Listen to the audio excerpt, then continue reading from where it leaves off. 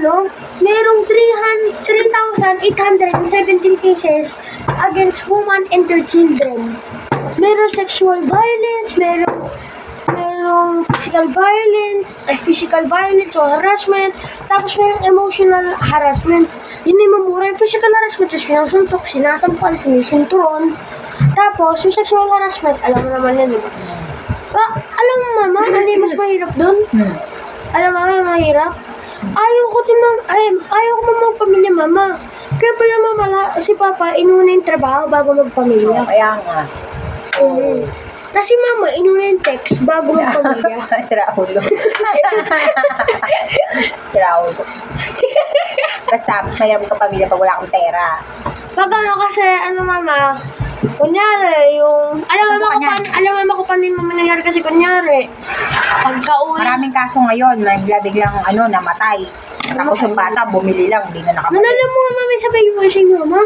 Yung merong magjowa. Marami naman masamang tao. Merong magjowa, sabi ng lalaki, magdadate na sila.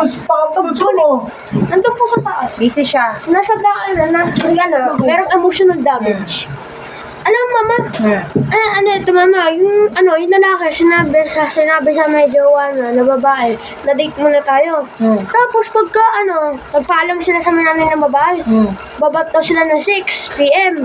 Pagbalik. Hindi na nakabalik. Hindi, alam mo, sino yung bumalik yung lalaki. Nasaan yung babae? Alam mo kung nasaan yung babae, patay.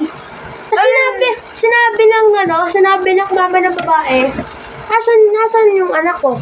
Sabi ng lalaki, meron lang mauna na daw ako. Wala ko kung ano yun.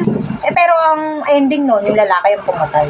Ang ending na, may tayo sa puwet. Sinungaling lang siya na may bumili, bumili yung babae. Tapos hindi na nakabalik sa kanya. Hindi na nakabalik.